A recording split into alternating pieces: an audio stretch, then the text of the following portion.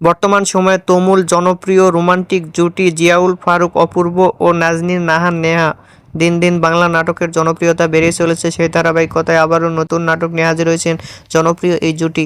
নাটকটির নাম অচেনা আমি। এই নাটকটিতে অভিনয় করেছেন বর্তমান সময়ের আলোচিত অভিনেতা জিয়াউল ফারুক অপূর্ব, নাজনীন নাহার নেহা, সজল সহ আরও অনেকে। এ নাটকটি রচনা ও পরিচালনা করেন তানিম রহমান আংশু।